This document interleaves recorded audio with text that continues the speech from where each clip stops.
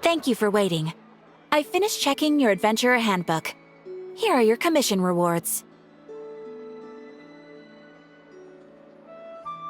We have no other urgent commissions on the books at present. Thank you for all your hard work lately. Perhaps you two could consider taking a vacation.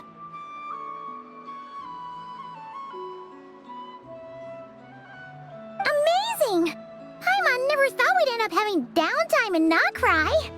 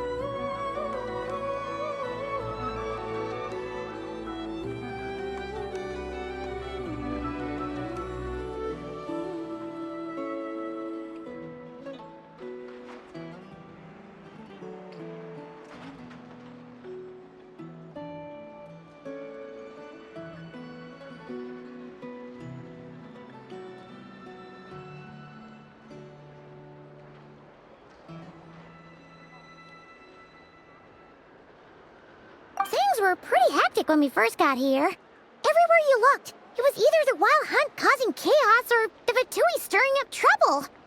It felt like this whole region was one giant slime in a barrel, ready to go boom at any moment.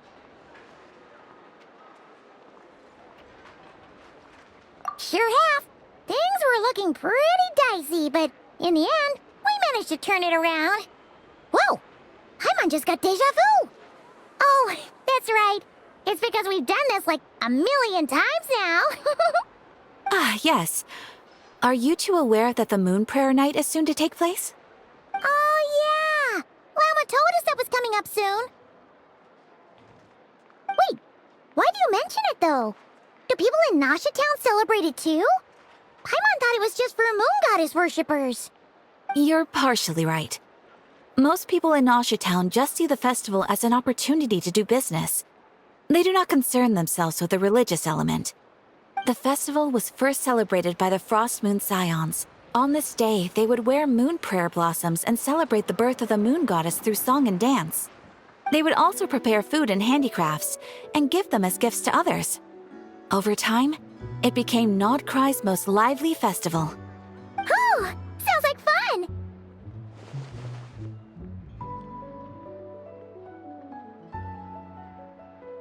Great! Well, in the meantime, since Catherine doesn't have any commissions for us, let's focus on some personal business instead. When we first got here, you mentioned that this was where your spaceship landed? We didn't get to follow up on it at the time, because we got wrapped up in that whole rare situation, but now we can finally start investigating it properly.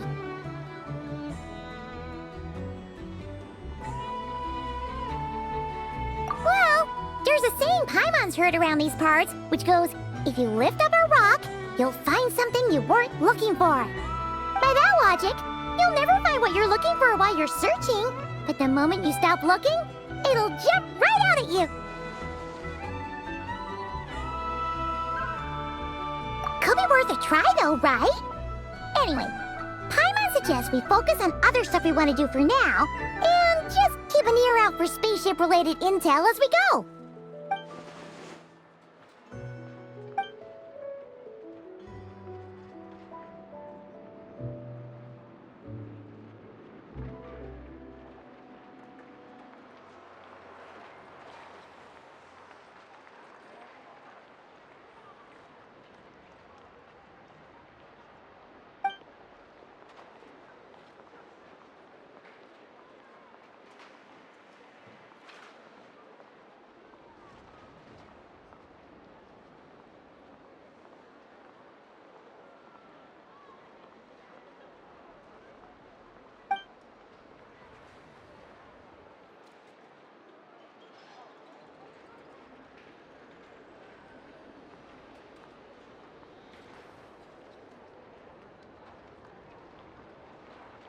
What's wrong?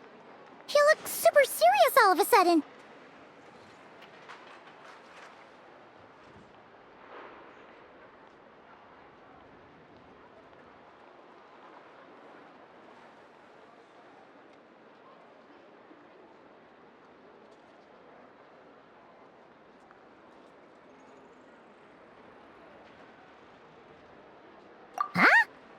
Paimon gets why you'd be concerned about Columbina, but what does the doctor have to do with anything?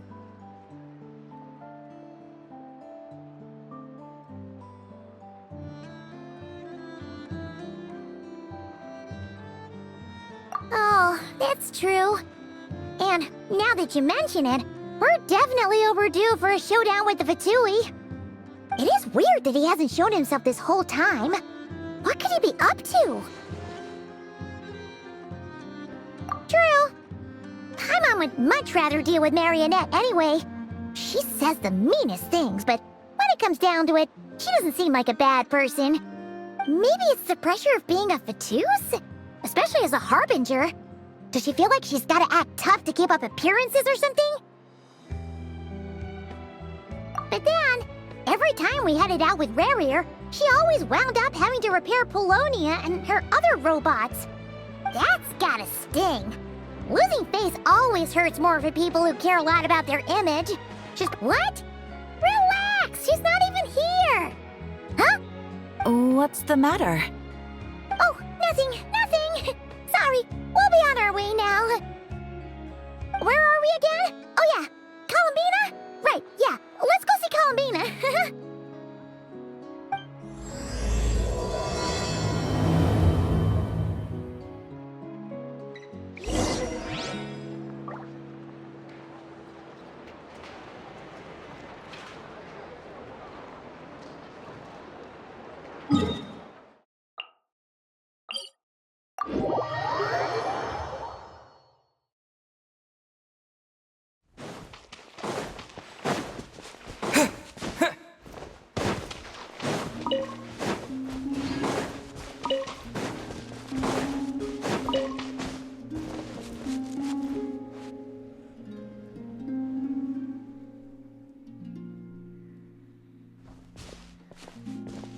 She's sitting up! Is me sitting here a rare sight?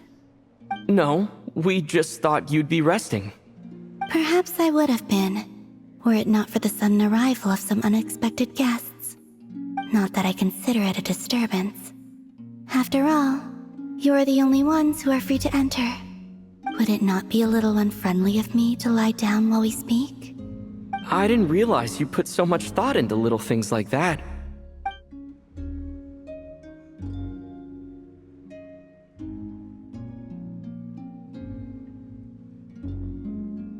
Only sometimes.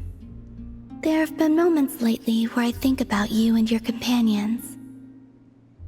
They are warm, mysterious, and cozy memories.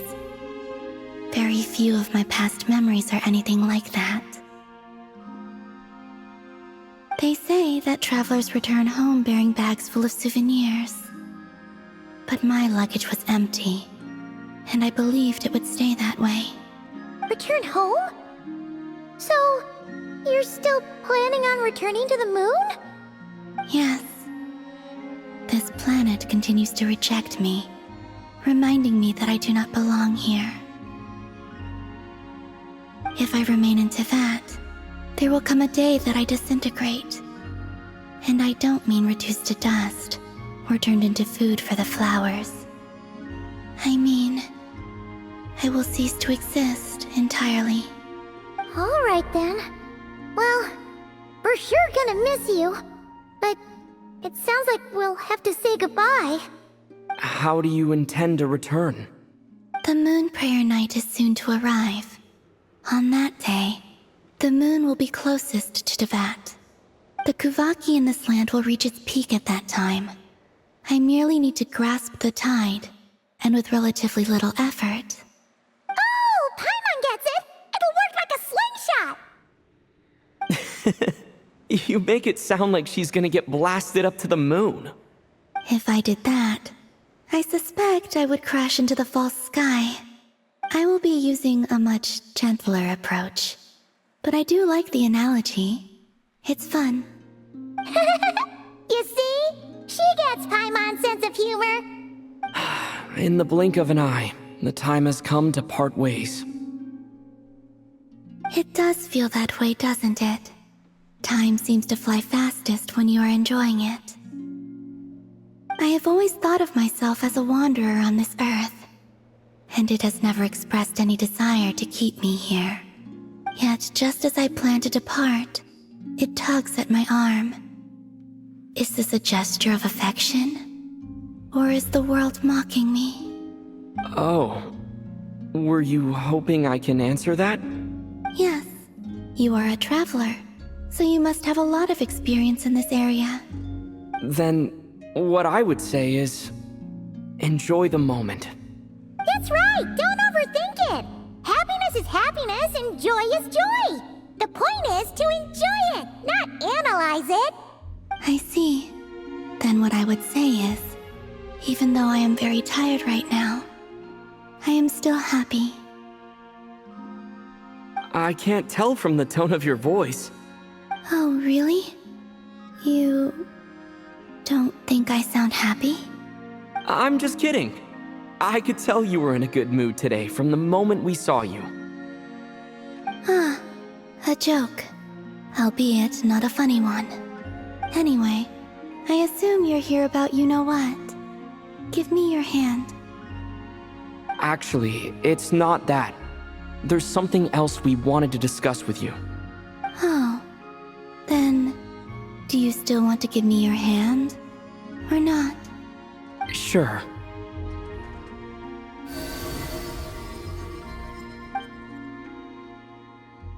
Thank you.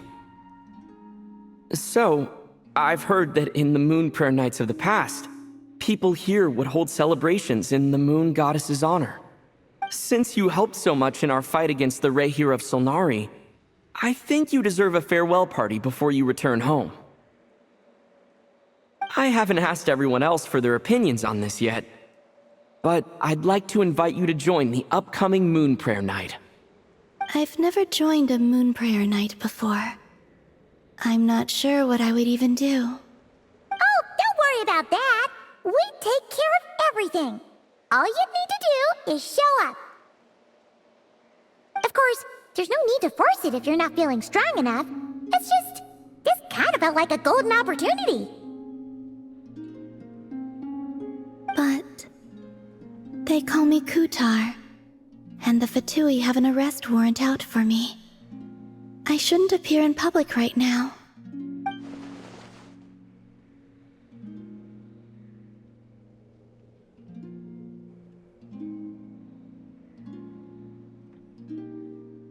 I'll make it work.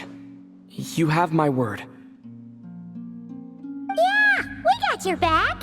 Well, he does. Paimon's actually not too sure what he's planning. All right, if you're sure. I will not refuse your invitation. I suppose it wouldn't hurt to pack a few more sights from this world into my suitcase before finally learning what my homeland looks like. Oh, if you see Lauma, please tell her that my answer to the question she asked me is neither yes nor no. Rather, it is, there is no need. That was kinda cryptic, but sure. Guess it's between the two of you. We'll pass along the message. Bye for now!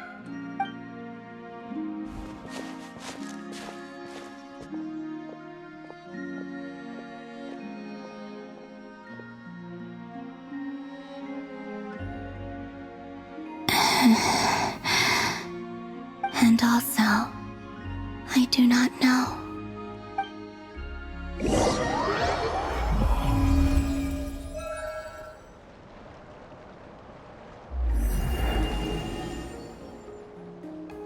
Since she's agreed to join the festival, let's go see who else wants to take part. Lauma's gotta be the person most familiar with the Moon Prayer Night. We should start with her. Also, what exactly is your plan to keep...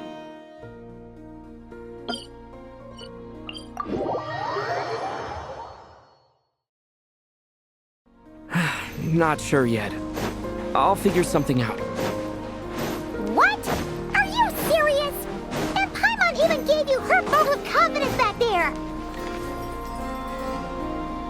Hey, Llama! It's us! Huh? Varka? What are you doing here? Beats me. I had a bit too much to drink last night, and when I woke up, I was on Hisi Island.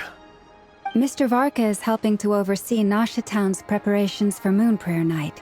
He is here to go over some details regarding the decorations and custom cloth designs.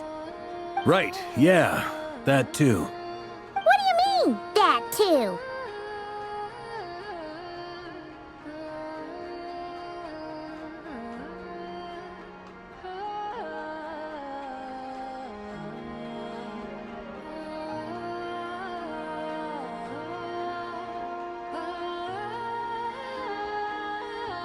Yes, celebrating this festival is a long-held tradition here in Nocturne. On this day, the crescent moon at the top branches of the verdant crest turns into a full moon, and the moon prayer blossoms bloom with a special radiance. Our people take these to be blessed omens. It's an especially welcome event coming off the back of all that nasty business with Rare. Everyone got put through the ringer recently, and now they're looking to turn their fortunes around. The big shots in town all agree that a big, lively celebration is just what we need to rebuild people's faith in this place. No wonder Catherine said the people weren't so bothered about the religious element. That's right. It's become more of a local custom by this point. The celebrations have little to do with whether the religious stories behind this event are true or not. Even the Frost Moon Scions are eagerly awaiting the coming of Moon Prayer Night, despite now knowing that their past beliefs were founded on a falsehood. That's fair. It's a bit like the Lantern Ride in Liyue. It's a chance for people to enjoy themselves, not debate the existence of the Adepti.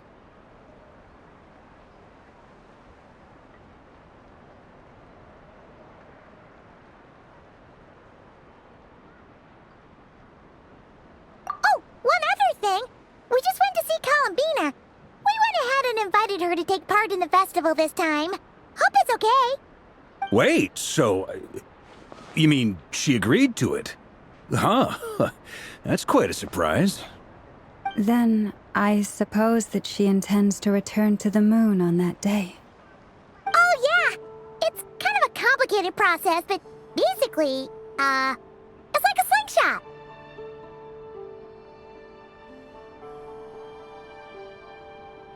I understand. In truth, I had a feeling that she might make such a decision. Well, if Kuthar has decided to participate in the festival, we should prepare accordingly. Yeah, exactly. She was saying how it could be risky for her to show her face in public. We were wondering if there was any way we could hide her. Unfortunately, the people who carved the statues did an excellent job of capturing her likeness. It will be very challenging to hide a goddess whose face everyone is so familiar with. Darn! We may have bitten off more than we can chew here. Nah, don't sweat the small stuff. We can handle that. Huh? Are you saying you have a plan? Not as such, no, but the most important thing with a festival is to keep the mood light and your spirits up. You can't go preparing for a festival with those long faces. You'll never convince anyone to enjoy themselves. The Mondstatter spirit is strong with this one. As it happens, I agree with Mr. Varka. Let's start by making our appreciation for Kuthar the beating heart of the festive atmosphere. And who knows? Once we get the ball rolling, perhaps everything will just fall into place. Hey! Did you catch that? Llama said the thing! Or close enough, at least. I'm looking forward to the Moon Prayer Night already. We have a festival in Mondstadt called Windbloom, and you can always tell which couples are celebrating it for their first time by the smiles on their faces. Big, beaming smiles like their whole face is glowing. And I have a feeling we'll get to see that same smile on the moon goddess's face at this festival. Not quite the same, surely. Anyway, I'll take care of business in the city, but I'll have to leave the decor up to you and the Frost Moon Scions. No one else can capture that traditional aesthetic quite like you guys. But lastly, there's the final key element that brings the festival to life. Before you leave, let me show you something that we've been preparing. Mr. Varka had asked to see it already, so you may as well tag along. Also, I have some further questions about Kutar's decision.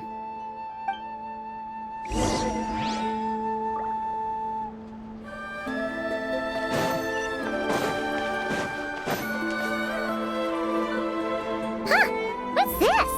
They sure look like they're having fun. I believe so. Kuhenki seem very skilled at playing drums like these, although I'm not sure where they learned it from. Maybe it's an innate talent? In their eyes, they're probably just playing with toys.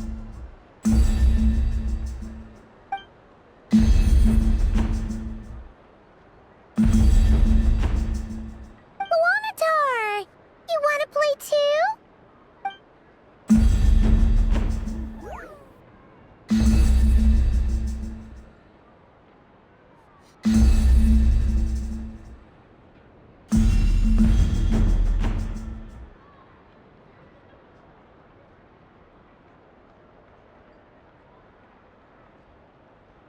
Yeah. She looks more confused than anything. Maybe we can teach her next time if we get the chance.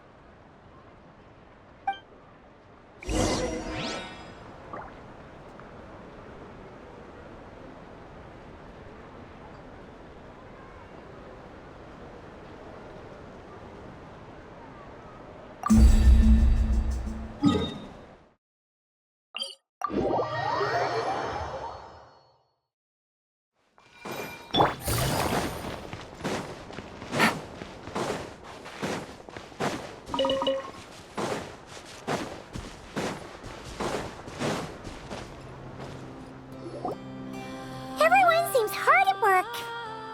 They are preparing items for Moon Prayer Night. For instance, the sculpture being made over here, Mr. Varka and I were just finalizing the details of where it will be placed. Ah, there she is. I didn't know the finished article would be so large. Not to worry, though. All the necessary arrangements have been made. Just let me know once it's ready, and I'll get some people to ship it over. You have my thanks. And over here, we are preparing a very traditional confection.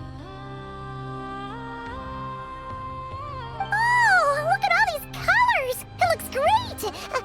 Can Paimon try one? Of course. I have a feeling you'll like it a lot. You bet! Sweets and treats are Paimon's favorite! If you included those in the Feast of the Moon, I bet Paimon would have joined the Frost Moon Scions by now. There will also be verdant crests like this present in Nasha Town during the festival. The timing of Moon Prayer Night is not completely set in advance. We make a rough estimate, then observe the changes in the verdant crests and moon prayer blossoms to guide us. As such, the wait itself is a fun feature of this particular festival.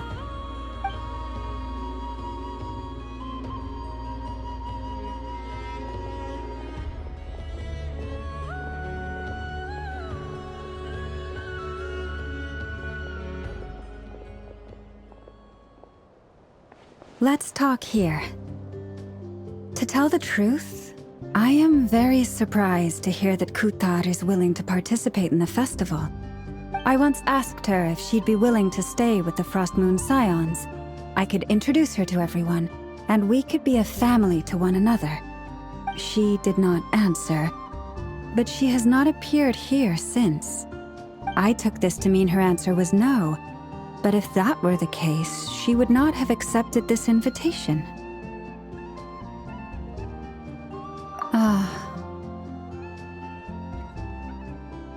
I see. Maybe she is right. Maybe the Frost Moon scions of today no longer need a moon goddess. But my wish was not for her to come here and be worshipped as a deity. I simply wanted to offer her a place to stay. I'm sure she believes that showing herself here might invite Fatui intervention, and as such she does not wish to cause us trouble. But what really pains me about all this is that this is her birthplace. She ought to belong here, yet no one has been able to grant her shelter. I think I'm qualified to weigh in here. When someone's about to depart on a long trip, what they need is blessings, not burdens. We should wish her the best, not make the journey harder than it already is. Anyway, she's agreed to attend, hasn't she? All we need to do is simply respect her decision. I see your point. Yes, she will soon depart after all. Our job is to leave her with some happy memories. Besides, who's to say her journey to the moon is a one-way trip? It's not like she can't come back and visit if she wants, right? Paimon agrees wholeheartedly. Festivals are all about having fun, so let's keep it simple. All right, I'm gonna head back to Nausea Town soon. Want to come with? I'm guessing you have some other folks to visit there. Sure thing, let's go! Bye for now, Wilma! Thank you all.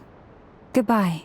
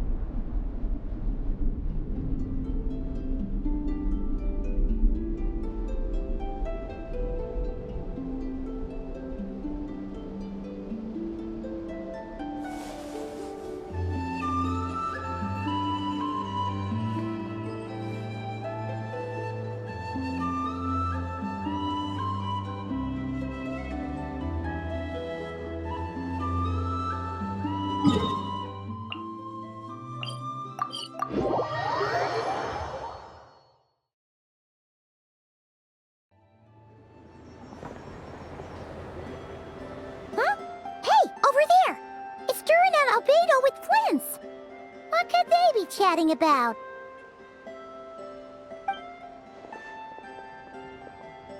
Your guess is as good as mine.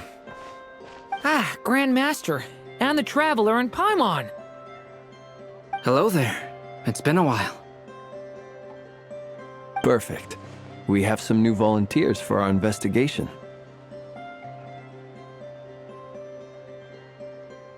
Wait, let me guess.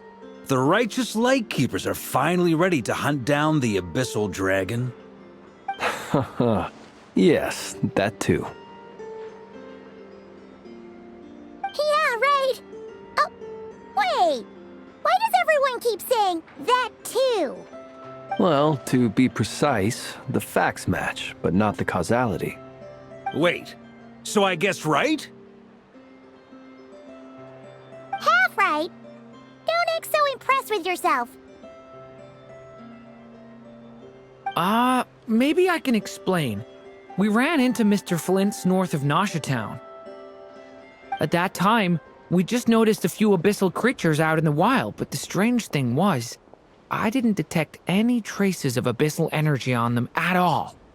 On closer inspection, we realized that they were not real monsters, but something akin to reflections in the water, or perhaps a mirage. Huh? What do you mean? Like, you could see them but not touch them? Exactly. It was very peculiar. They roared and tried to attack us, but we could not make any physical contact with them. I think I've heard of things like that happening in Nocturne before, but I don't know much about it. Yes, it's a known phenomenon.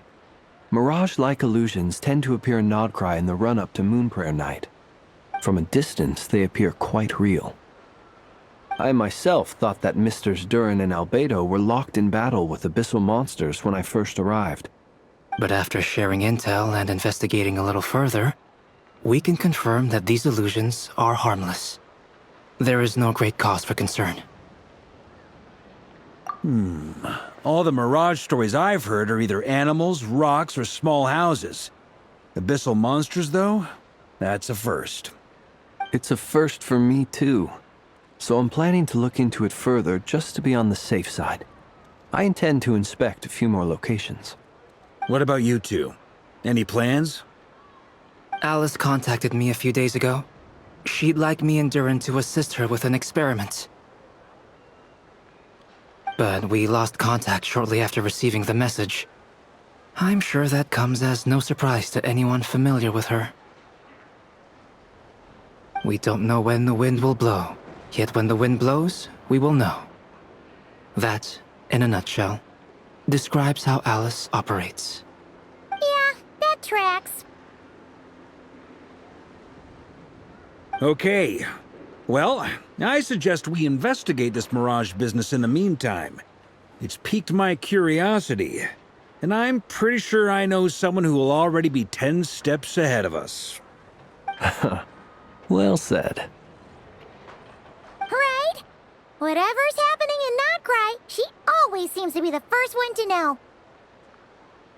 Let's go see what she knows. We can invite her and her staff to the festival while we're at it.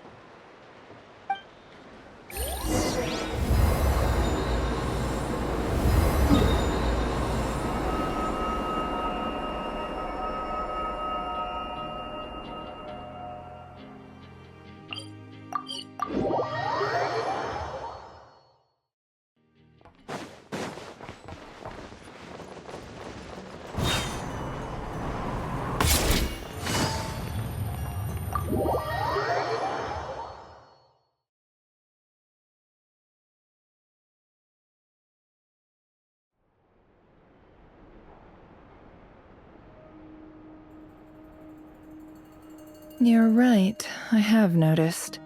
There's certainly something a little fishy about this situation. Only a little, though. Records indicate that this phenomenon can occur in the days before and following Moon Prayer Night.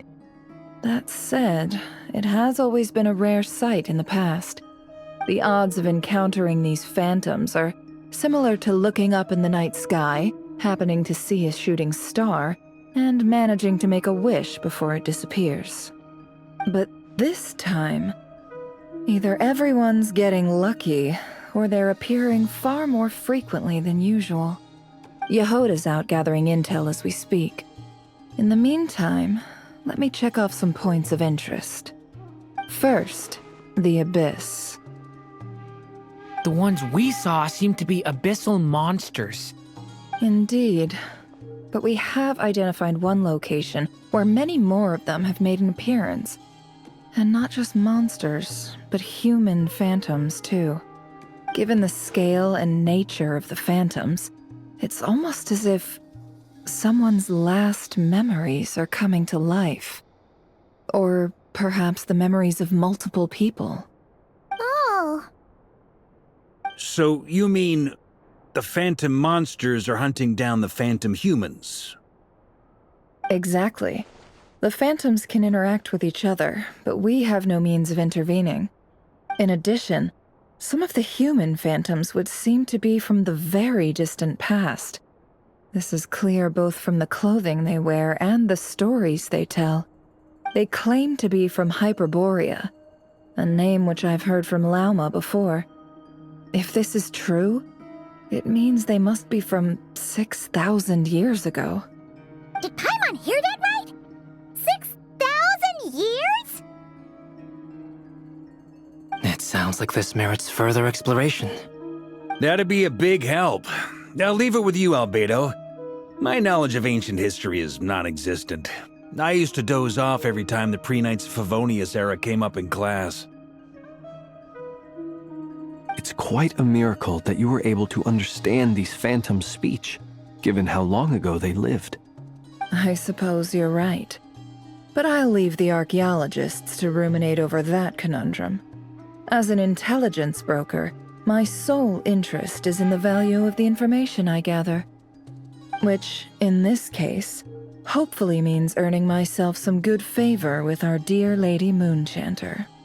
So calculating. Whew, this intel broker logic always catches Paimon by surprise. Sounds to me like we could split the work up. I think the abyssal phenomenon is best left to Albedo, Flints, and me. Agreed. It coincides with my duty as a lightkeeper. For my part, I'd like to understand the abyss better. Even a little knowledge would go a long way. This is certainly a rare opportunity to study the abyss. But even rarer, perhaps, is the chance to make contact with the ancients. The Curatorium will take the lead on investigating the Hyperboreans. We put in the work to learn what we know so far. It seems only fair that we get some quantity of exclusive intel. That just leaves our trusty team of 2 unassigned.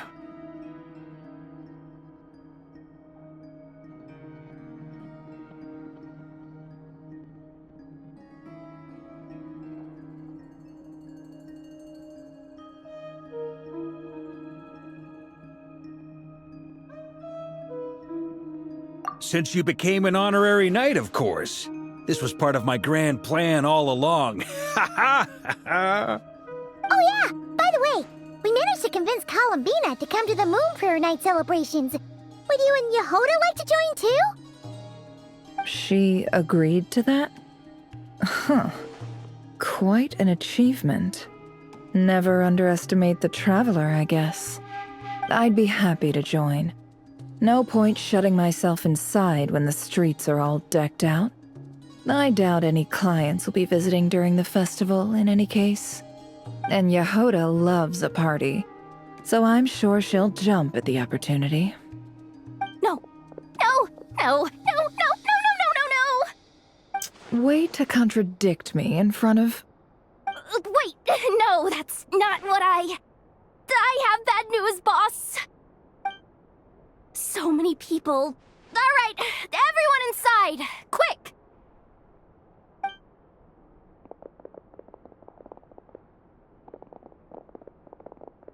This is gonna sound crazy, but hear me out. I saw one of those phantoms at Star Sand Shoal, and it was some sort of flying ship. Like a spaceship?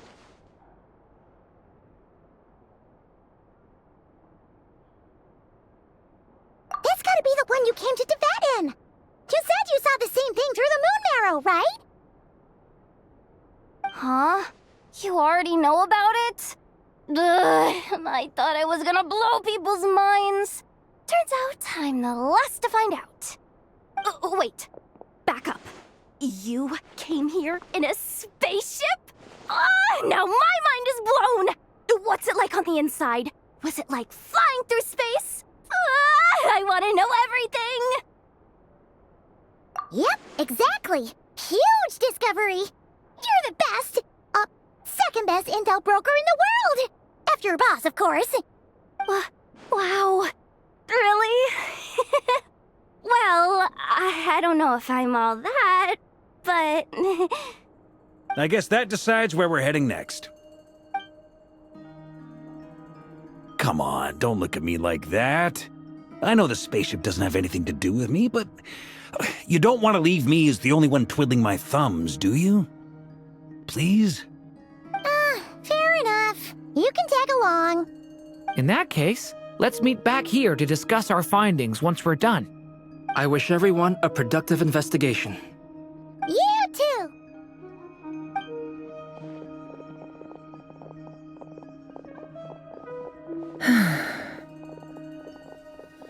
What's up, boss? Aren't we gonna head out? Tell me, Yehoda, when did the Curatorium start giving out intel for free? Oh, sorry, boss.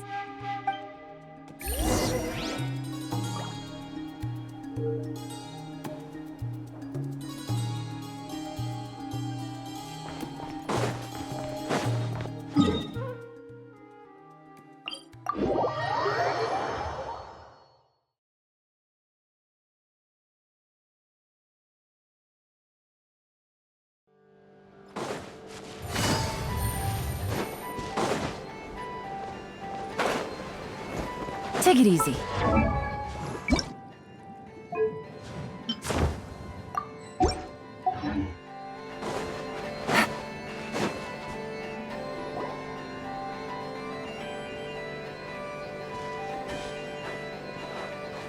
Well, what do you know? Yehuda was right on the money. This Phantom really is your spaceship. But that's so weird. Why would it show up here? Is it some kind of projection? Or a ghost? Like, maybe it no longer exists, but somehow it left an afterimage?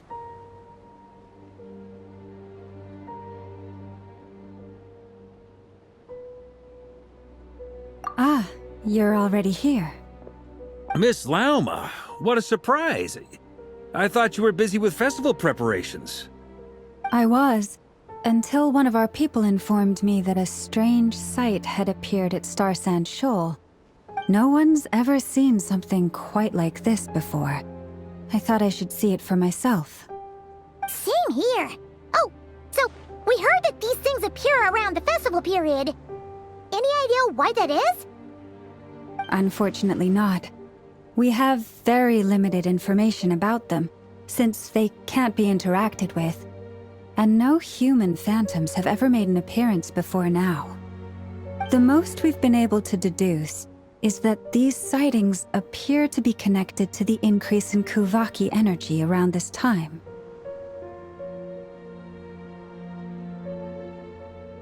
Yeah, seems like that's all we can do.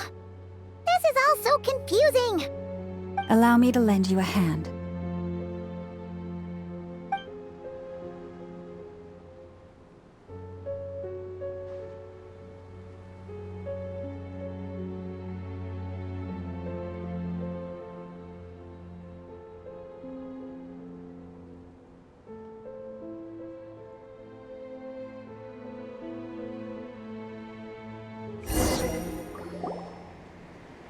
Everyone, our friend here should be able to provide us with some information.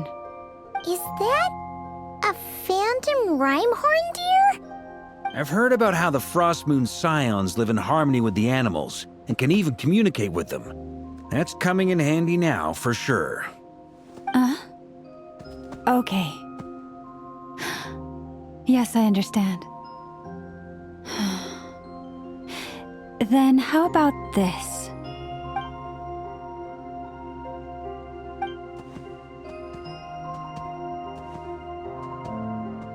Oh, it's leaving. It appears to share our curiosity about this giant spaceship, so I asked it if it wouldn't mind investigating along with some friends. In return, I told it about some nearby spots where the wild fruit grows abundantly. We may live in a different era from these phantoms, but I trust that the terrain, climate, and ecology here are more resistant to the effects of time than some things are. Let's give them a moment and hope for the best.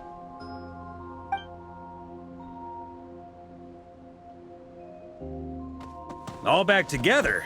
Must have been a lot of fruit. Indeed. Now let me ask them some questions.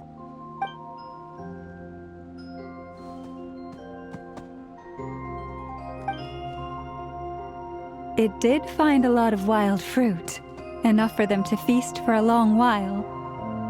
This puffin circled in the air several times, but didn't spot anything out of the ordinary. Certainly nothing to do with the spaceship. Huh. Well, it definitely makes sense to get a bird's eye view. Indeed. Other than that, I was also thinking that the world these phantoms see is also different from ours. Oh, I get what you mean. The wild fruit exist in both times and spaces, but there might also be things that only exist in that space-time, which we can't see.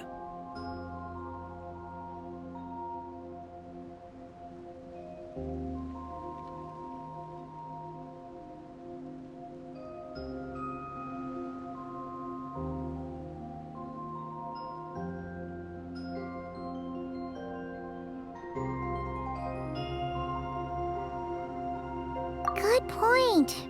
Great thinking, Lauma. Blunthorn rhinos can use kuvaki to shift great rocks, but this one says it couldn't get that ship to budge by even an inch. The sniffer mole tried too, but despite being a skilled digger, it could not get through. They say that the spaceship looks robust and undamaged. It seems completely impervious to any and all attacks. Whatever lies within is well defended from harm. So, just like us humans, there was nothing they could do about this spaceship either. Yes, still, they deserve our thanks. We are grateful for all your efforts, dear friends. Now go, and enjoy your feast. I've noticed some other human phantoms gathered nearby. Come on, let's go talk to them.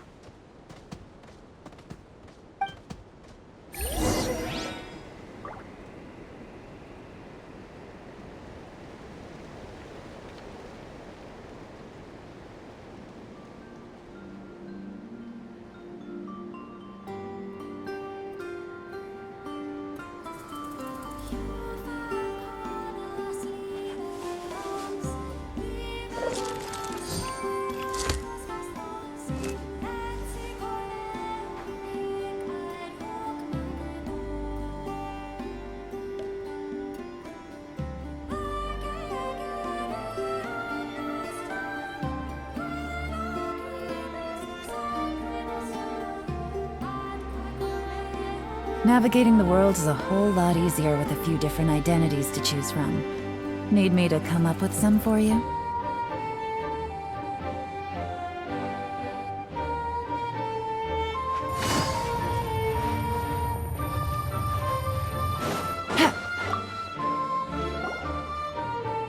What is this thing? I've never seen it move, and there's no way to get inside. Goodness knows. My grandpa says it's been sitting here at least since his grandpa was still alive. What about his grandpa? Did he say anything to your grandpa's grandpa about it? Huh? I don't know. In all likelihood, it was here back then too. Hard to imagine something this huge could move. Guess that means that as far as they're concerned, this ship's been around a long time.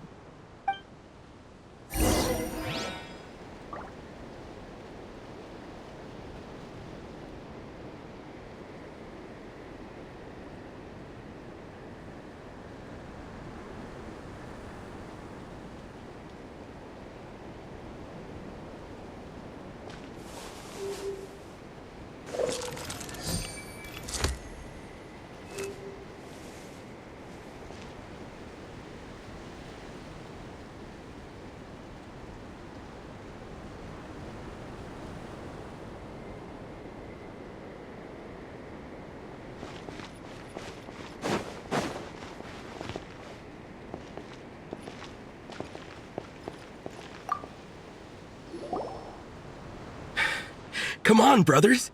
If we can get even a small chunk off of this thing, it's gotta be worth a fortune! Today is the day we strike it rich. Huh? You mean Paimon?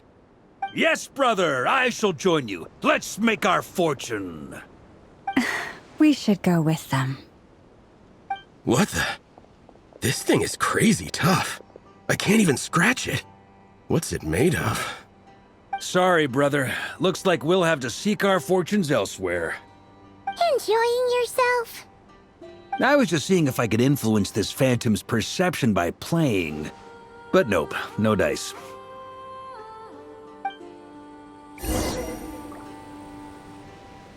I'm sure we're all starting to build up an idea of what's going on here now that we've spoken to some of the people. These phantoms are reenacting real historical events in Nocturne. It's almost like we're in some kind of interactive stage play. We can talk to the actors, but the plot is fixed, and we can't influence it. It makes sense. History is set in stone. The objective facts of the past cannot be changed. Paimon totally thought you were just goofing around earlier. But actually, you were doing some serious investigating. Of course I was. Anyway, at this point, I think we're forced to conclude that although the Phantom spaceship is right there in front of us, We aren't going to learn much about it from these people.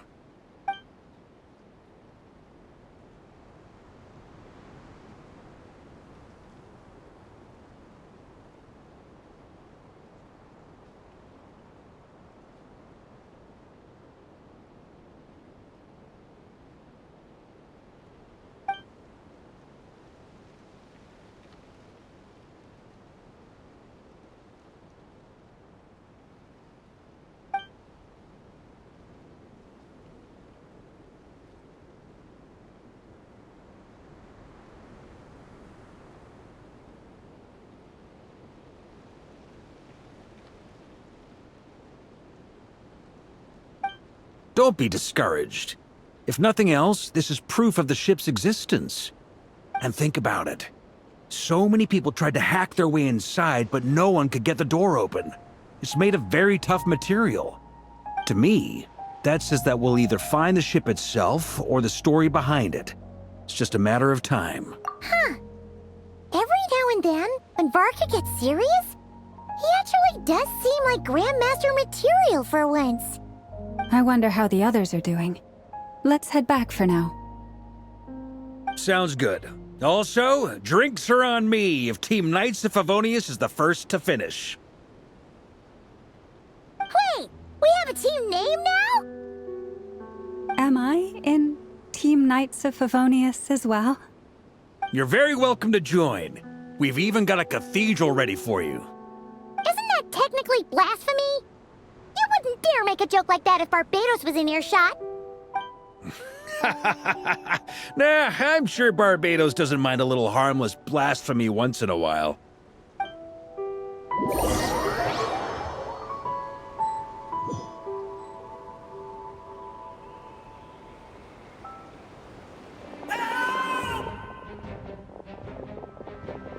Oh, no! Get away! Oh.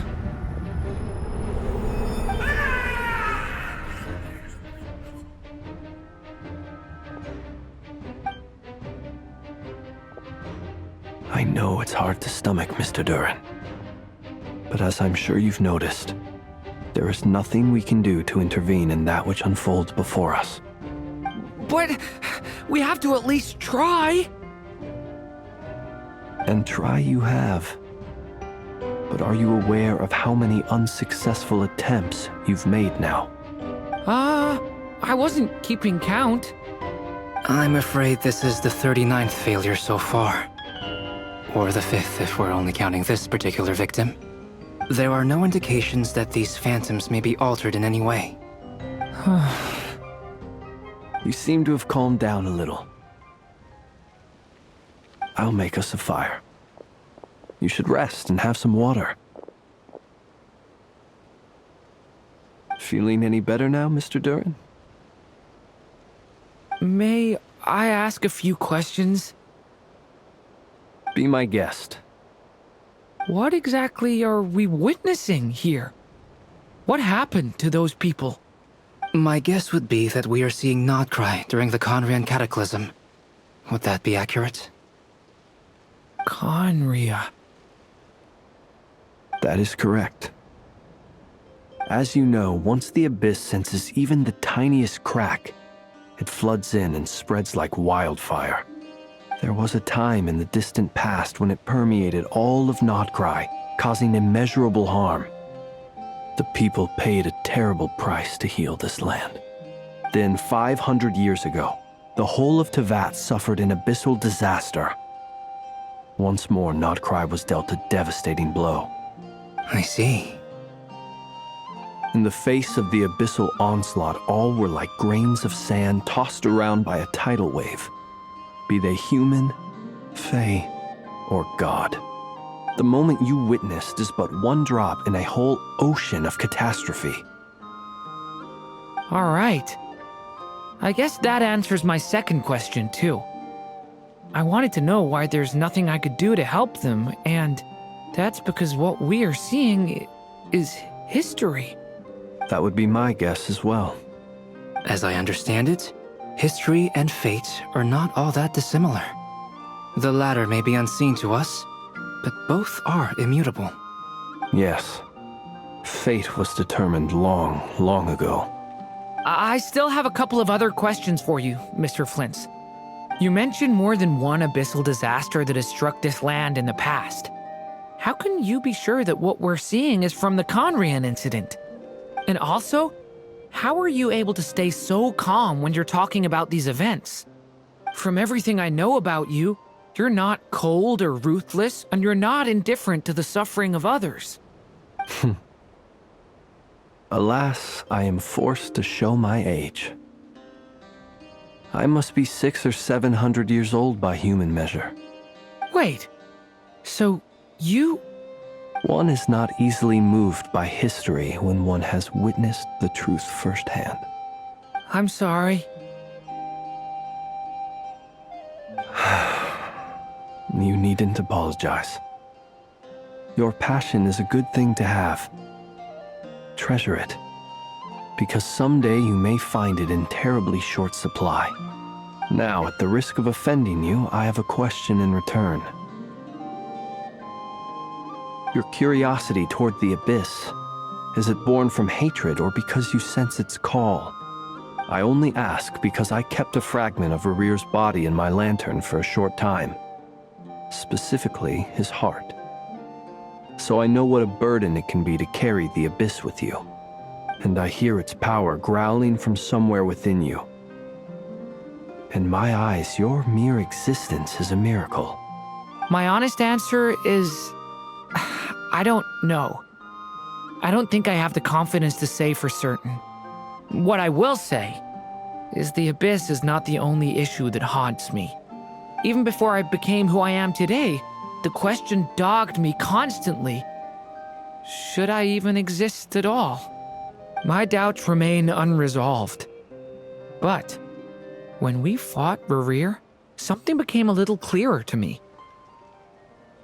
Sometimes it is the darkness within us that allows us to achieve the impossible.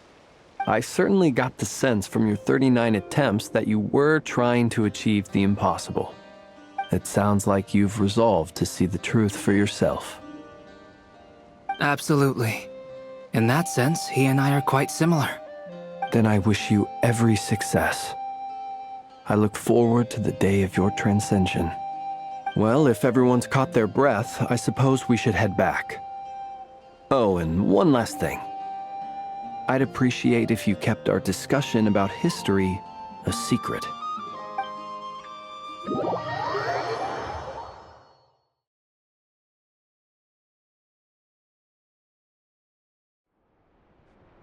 Incredibly, our separate investigations led us all to the same conclusion. Hooray for consensus! Yeah, but we barely learned anything, though. I totally thought this would be the mother lode. Talking with the ancients? I mean, come on! But nope. All we got was useless snippets of conversation. And all this stuff about moons and hyperopia. What a load of baloney. Seems like people back then had a few screws loose. I understand your frustration. We found the same issue. Each phantom only showed a very brief moment in time. There isn't much value to be found in these miscellaneous fragments of a civilization's history, no matter how glorious it may have been. If there's a silver lining, it's that these phantoms are harmless to the present reality. They shouldn't get in the way of the festivities. Paimon agrees. And not just because it's the first thing she understood in this whole conversation. You look disappointed, Nefer. Is something the matter? What do you think? We all worked our tails off, but the only one to gain anything from it was you, Lady Moonjanter. Well, please do share the Hyperborean records with me. I will gladly inscribe them in our people's documents. Oh, duh! Yeah! That was it! Hyperborea! Hyperborea. I'm serious. Only an expert in the Frostmoon Scions and their history can turn these records into valuable research material. The alternative is to let them gather dust on the Curatorium's storage shelves until the pages turn yellow. Nefer, You're wise enough to know that cooperating and sharing the profits is the best course of action here. Well, that goes without saying. Sure, let's do that. Huh? But didn't you say we aren't supposed to give out intel for free? Sorry. Shutting up. Shutting up. Now is not a good time to push Nefer's buttons. Anyway, back to Moon Prayer Night. I'm thinking that we should prepare something a little special, aside from the usual decorations and so on. You mean a parting gift? Can't go wrong with food. Although, does food go bad on the moon? Perhaps a lantern would be a better choice. It might be dark up there. It could prove difficult to light a lantern on the moon. Magical stones might serve that purpose better. What about a clockwork mecha model from Fontaine? I've got a whole bunch at home. I use them for fighting practice in my free time. None of these sound like things she would be even remotely interested in. But we don't interact with her enough to know what she likes. Yeah.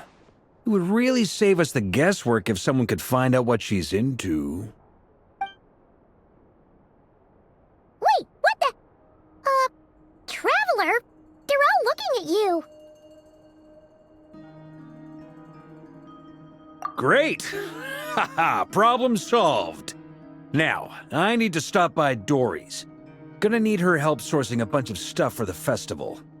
Then let's leave it there for now. We all have our own business to attend to. Traveler, if you find out what Kutar likes, let us know right away.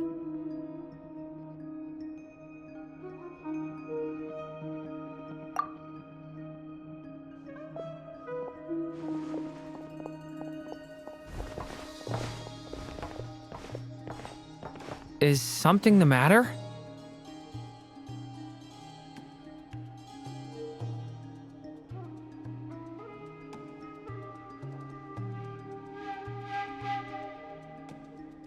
I'm fine. It's just... I'm still feeling a little rattled after witnessing the horrors of the Abyss. But it's okay. This is something I have to work through. I'll be all right. Thanks for your concern. Well, don't put too much pressure on yourself. If you ever feel like something's wrong, physically or mentally, we're here to talk. Come on. Stop treating me like a kid.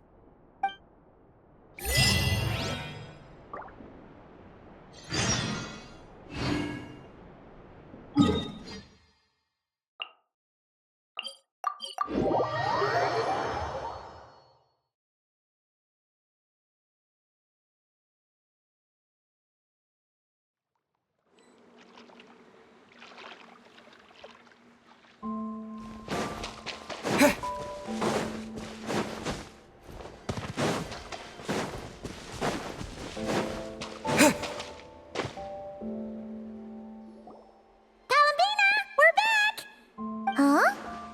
She's not here.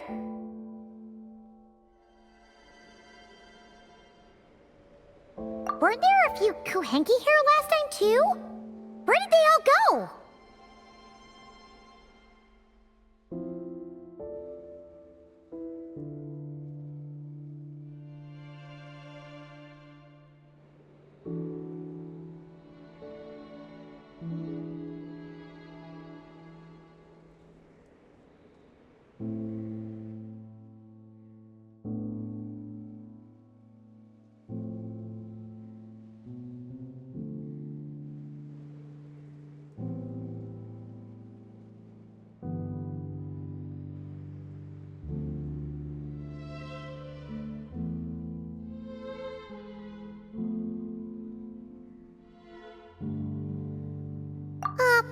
Walkies?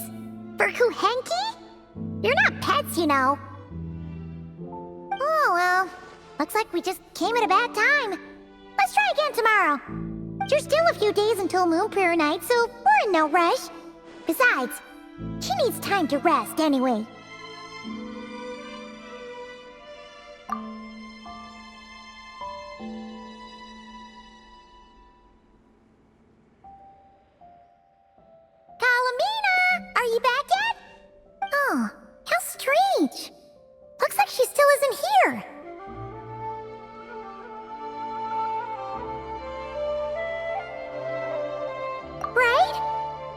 like her to spend so much time outside, especially since she's worried about attracting unwanted attention.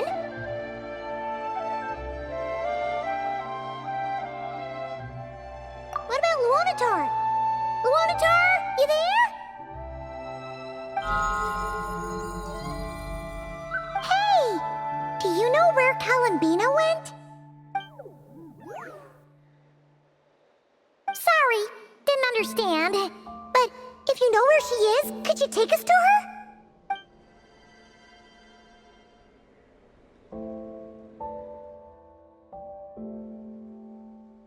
Yeah, that's even stranger.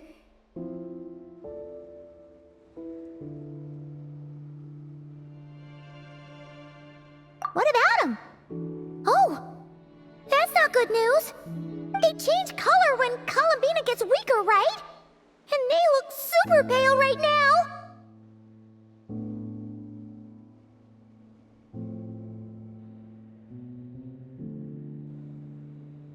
Good idea. She might know what's happening.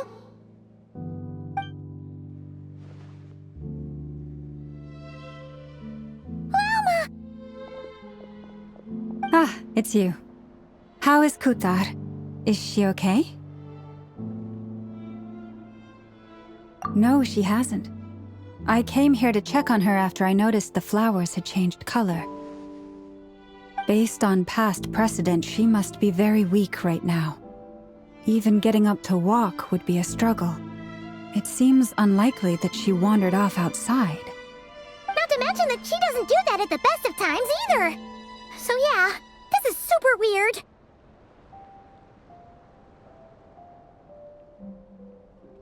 No. Very few people are in the know about Kutar's whereabouts. And if anyone suspicious had visited, they'd have left some sort of evidence.